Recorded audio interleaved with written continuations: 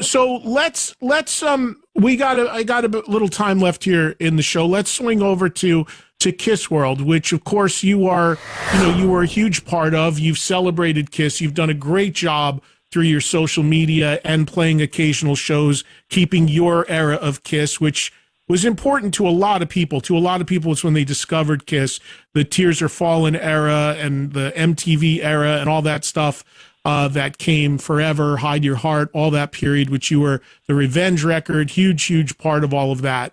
There were a lot of people, let's just call it like it is, it's no secret, immensely disappointed that Kiss on their final show not only didn't have former members there or out on stage, but didn't even have an acknowledgement. There were people that thought there would be a video package or some sort of acknowledgement. And clearly you didn't go. Clearly you weren't there. I'm sure that was difficult for you. So when you look back on everything that transpired a few weeks ago in New York City on that final show, and you're hearing from the fans, and of course you were a part of it for a while, what's your takeaway on the whole thing? Well, I know you mentioned earlier in the show how there was this open invitation as press when they started this End of the Road tour. I never took that seriously. I know that we did an interview once where you asked during the pandemic, would you play with them? And I said, I'd love to.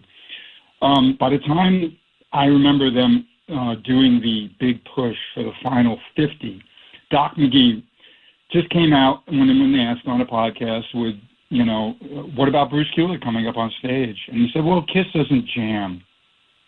I mean, I knew that it was a dead issue right then, okay? I have played with them on the Kiss cruises. Who gets up and jams professionally on a final night? There was no real intention to have other members there, okay? You got to read through between the lines when you're listening to, what the business people say. And I didn't expect much. I never expected an invitation after Doc laid that out there 6 months prior with the big 50, the push for the final 50 shows. So as it came closer, the only time I was hurt was when I saw Madison Square Garden in New York City being Mecca for the Kiss fans. It's like they were all going to the Kiss cruise, Eddie. You know what I mean? And I wasn't invited. And I didn't expect to be invited by the time I got the tone from that interview that Doc did. But I really thought it would be a big mistake if you don't acknowledge the past. And I know they missed an opportunity here. Every band, I thought about this over the weekend, Eddie. Every band has a past and a present, and maybe they have a future, even if they, end it. Obviously, maybe repackaging great records like, bands that put out all these amazing, demos and deluxe versions. And if you think about Kiss, that night they were in the present, which is the band, Tommy and Eric do a great job with Ace and Peter, multi-million-dollar show production on stage that is just over the top, amazing, okay? They know how to do that show. I'm always blown away about how great they put on a show, okay? Granted, it was the same show as you probably saw a week ago as well in some of the other cities, and I think that's a fair criticism from the fans. Why wouldn't the last show be a little different? What's new here? But clearly they did everything to set up the future, and they forgot about the past. They were there on, for their final present gig, present version of Kiss. And now we're immortal. Here's the avatars, which I think left a lot of the fans dumbfounded, with the reaction. Because how do you not do a concert like that and show Eric Carr or say his name? How do you not acknowledge Ace or Peter or me and Vinny and as well as Mark St. John? I mean, do a video montage. Say something. Acknowledge these people. You can go even further. Thank Doc McGee on stage. Thank Bill Aucoin for hanging in Absolutely. Those years. Okay? Huge missed opportunity. I don't understand why they couldn't connect the dots there. Okay? Now you move on to the avatars. All right, I'm hearing God Gave Rock and Roll blasting out of the PA. That's nice, on the video I saw. That was the only connection to me. And any fan that says, well, I know there was this one thing where you see Hot in the Shade era Deuce playing along. They do that every night. This is the final show. A friend of mine just saw the Eagles on the farewell tour in California, And sure enough, they had J.D. Souther, one of their songwriters, come up, sing 4 shows. They did a special tribute for Don Henley. You know, I don't know. What can I mean, not Don Henley, for Glenn Frey. You know what I'm saying? Why not take that moment and make it a thank you? Now, Ace and Peter, you know, I can't get involved with what was said, maybe wasn't said. Was there an offer? Was there not an offer? It doesn't matter. I can only speak for me, you know, and I never got a contact. And I think that the other part that I feel is a huge disconnect, too, personally, is the fact that, and you were there, Eddie, the Hall of Fame, okay? I was invited to be with them to show force of history because the Hall of Fame could have maybe inducted other people. That was a debate. I get that they only wanted to do the original band. But I was flown first class by the band to be at their table with Eric and Tommy and the family to support them, just like you went as Ace's and Peter's friend, okay? And I'm not trying to stir up anything weird from 2014, but, all right, history was important that night, right? You have Tom Morello introducing everybody, saying everyone's name on the podium. Gene giving me a shout-out during the acceptance speech live. What happened on the last night? How did they lose sight and they could only focus on the avatars and just make it another show? Sorry, huge opportunity lost. The fans are all about the feel-good of everything, okay? Their community love. Those KISS cruises are not just about the 2 nights that KISS plays or when my band does a set. It's about them all hanging together celebrating. You know that. You know, that's the magic of KISS, one of their benefits. And I don't know how they lost sight of that. No one could have done the marketing better in New York City than KISS. Nobody could have taken over New York better than them, okay? And nobody could have guessed even the Avatar thing, which obviously they spent a lot of time and effort setting up, and I don't think that was a bad thing. I can't judge on whether or not it will do well or not. You know, you got to agree with that. But again, I mean, the show was there. You talked about the show immediately after it. I was listening.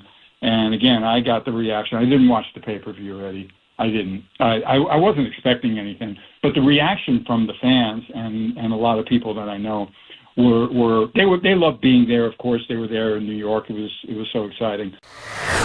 But I just don't understand the disconnect with history. And that's been when I shared a certain interview I did on Facebook.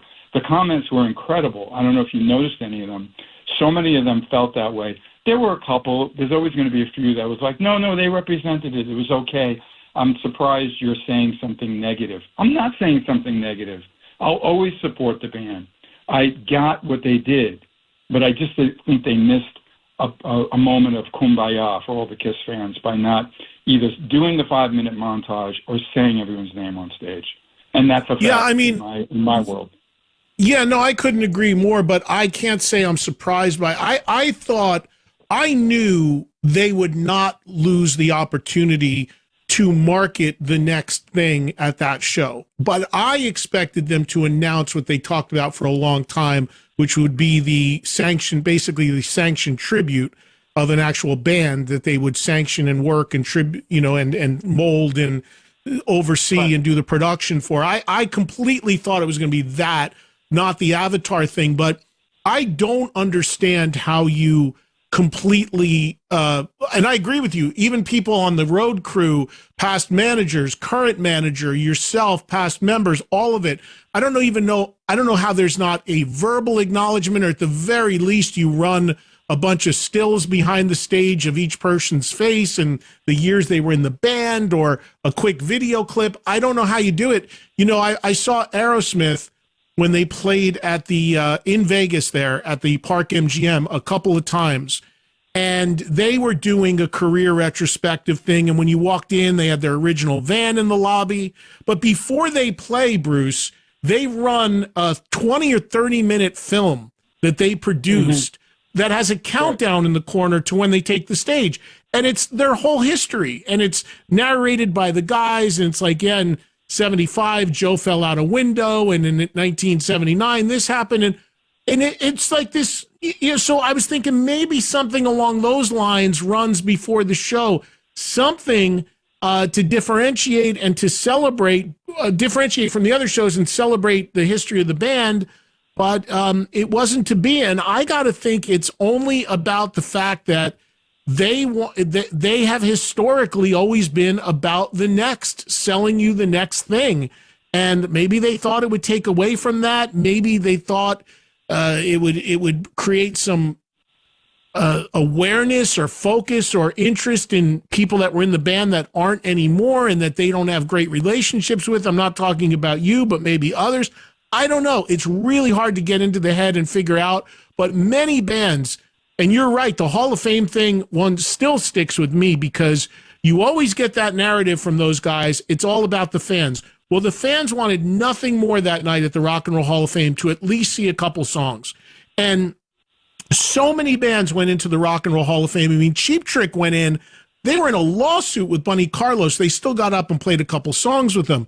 They couldn't do that night. So the fans got massively shortchanged. And, even to the point as who was being inducted into the Hall of Fame. We've seen historically, if somebody puts their foot in the sand and says, no, I'm not showing up unless you include this guy, they can include other people. Bon Jovi did it with Hugh McDonald, who was a ghost player on most of the records. Yep. He said, no, Hugh's got to come in or we don't show up. And son of a bitch, they put Hugh in that night. So, or at least there's been times where, Judas Priest went in. Richie Faulkner wasn't inducted, but he played and was standing on that stage behind them. So there are ways to do it, but it seems like it's a blanket thing where, honestly, anything besides Gene and Paul kind of gets, pushed to the back. The Hall of Fame thing was so complex. I can't even comment on why they didn't play, what they didn't do. It's just I was invited, to be a part of it, okay? When you asked me to come out and be part of the entourage, and when I first heard about the last show, I thought I was hearing things like, there will be no guests, we're not having anything, just family, there's no meet and greets, but no guests. And then I'm hearing about all of their friends getting tickets. There was, each member in the band had some friends with them, okay, that were backstage. And there were people that are big KISS supporters that got in there, people like Sebastian Bach and so on. And I never got an invitation, you know what I mean? It didn't make sense. Now, I'm sure if I would ask, how tight I am with Eric Singer, of course, and I have a good relationship with Paul and Gene, but I wasn't going to call them and ask them to come. Right. And the fans, I think, always thought I'd be invited. And it was very awkward for me. On occasion, I responded on a Facebook post, which got, some traction. You take a screenshot, you know what I mean? And there it is, that I said I wasn't invited. And they were like, Bruce isn't invited? He's the one in good standing or whatever. But I was a little I didn't want them to think they were seeing me. And then all the people that were heading there that night, to be like, well, I see you later. You come into the garden, and I'm like, have a good time. I'm not in New York. I didn't get into it. I want everybody to have a good time there. And I know, anybody that thinks if they had a good time that night that I'm trying to poo-poo on their parade, I'm not. I'm just saying that I really think that this, from what I know of KISS and what I know about these consistent KISS cruises, this is a community of fans that love, for the most part, yes, there's some fans that love only the makeup years, and then there's the ones that love all years, and then there's the ones that got into it during the makeup years. But the point, it's all KISS music, okay? Why would you use God Gave Rock and Roll to You if you just don't want to acknowledge that the band did great music then? You know what I mean? That's the music for the Avatar right now, right? And that was the only musical representation from anything I did. Eric Carr was a huge part of both eras, makeup and non-makeup. And, yes. And again, to just not acknowledge it in a different way from all the other nights of the final tour, I just think was just an injustice to the KISS fans. It's not showing where you were, what you created. Were those 12 years that I was in the band, or the previous 2 when they had to rebuild themselves and get Vinny, and go through all the changes and Animalize with Mark St. John, were they that much of a stain on the current KISS? Come on. How does the record company put together a Live 3 Deluxe, Revenge 30th Anniversary, all this marketing for the products that come out, even an Animalized soundboard featuring Mark St. John? Is he sinful? Was that a shame? Are you ashamed of that era? he obviously meant something if you're selling product with him performing, right, on Kiss, right? So I just don't understand how you only concentrate on the present and the future. And I just want to make a point. I don't think you're wrong in saying they lose sight because they just want to think Kiss is always about the next thing, okay? But that doesn't make sense in the bigger picture. Then why was it so cool for me to be performing all the vintage material and creative sets that I put together on a Kiss cruise? Because the fans wanted that. They loved that. Yeah, Bruce, there were a lot of people that thought the cool thing, and so did I, that the opening act should have been your band that you did on the cruise with Todd and Brent and Zach doing that era. Like, that would have been so cool to have that killer band up there playing that stuff that they don't touch in their show, and that would have been a great way to celebrate and have some inclusion as well. But I guess that was never even a conversation. I'm assuming. That wasn't. I mean, obviously, I would think that makes sense too, but I don't ever expect things like that. I just don't. Just like Ace was never, when he was first, he wasn't invited to be, on the bill or whatever, But I have to admit, the Painter was just simple. How long did they have that guy? Very talented guy. Okay, forever on that tour. And then I do really think it was wonderful for Paul to choose Evan and that band that he has now to open dates. That felt like family to me, or like a great way for Paul to be able to celebrate his talented son, because Evan is not only a great person, he's a super talented musician, So, but yeah, it would have been nice to also for my band to be involved with some of that stuff. I don't know. It's always head scratching to quite understand how decisions are made, but it's done. It's over. I still support them. I don't have an opinion about the avatars, except it's a bold new way to be immortal, as it was stated that night. I'm always going to celebrate everything. I'm not bitter. I am actually not that upset. I was a little hurt when I saw all my friends and all those cruisers who love me sharing all the news about them being in New York to experience that. And I couldn't go there how would I go if you don't get invited? You don't get an invitation. It's just, I'm not going to crash their party, period. Well, that's my point. That's my point that I always said, because, throughout that whole final tour, Gene and Paul kept using that narrative when they were asked about former members, or specifically Ace and Peter. It was always, well, everyone's welcome, everyone's invited. And I used to joke and say, well, are they supposed to knock on the back door one night with their guitar case and say, hey, can I come and play? We all know it doesn't work like that, No, and that was just a deflection mechanism to diffuse that at the time, obviously, because Ace actually called me more than once and came on this very show because he was hearing from people saying, hey, so we're going to see you. I guess you're going to play. And he's like, I don't know what you're talking about. I never got an offer. While others, whether Gene would be out there saying, oh, everyone's welcome. We all know it doesn't work like that. You've got to get an invite. It's got to be done the right way. And it just, we know it was never in the cards. Right. And the things that they say sometimes, it's actually code for something else. So you just have to keep it broad in general, and I'm guilty of the same kind of thing when I can't really explain what I want to explain to a fan. But the truth is, in this case, certainly an invitation to me would be pretty easy. I heard Doc McGee's, and that was it. I turned to Lisa and just said, they're not going to ask me to come. They're not going to invite me on stage. It's done. His comments proved what the moving forward to the end is going to be. That set the tone as far as I was concerned, because clearly I have played with them on stage. Now, I was never asking and expecting to jam with them, even when they first announced the ending, even though it could have been done. We know that. I've done it already on the cruise. And, of course, Ace and Peter have done it with Unplugged, but they clearly, with them not wanting to do it on the Hall of Fame nearly 10 years ago, how could they even consider it now? I just know there's too much stress there for them, and I do get that. But and then again, even though there isn't stress with me, maybe I don't fit in, because then that doesn't. Well, what about the other guys? That's why I didn't even want to be included that way. But the video montage idea, which we were discussing, or just saying everyone's name and thanking everybody somehow.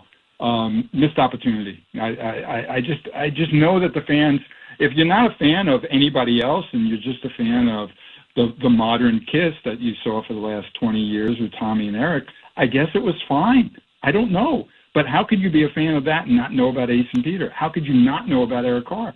How could you not have at some point fallen upon my face on the cover of one of the albums? You know what I mean? Asylum, or the back cover of Carnival of Souls, you know, the cover of Carnival of Souls. How could you not know?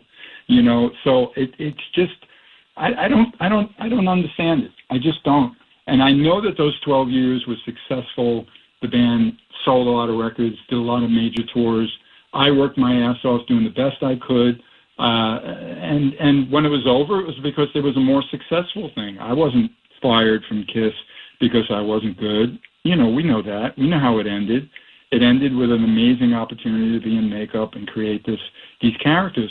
But I don't know. I love bands. I look at their entire catalog. And in this case, it seems like my years were ignored, including the vintage years of Ace and Peter, which I just don't understand.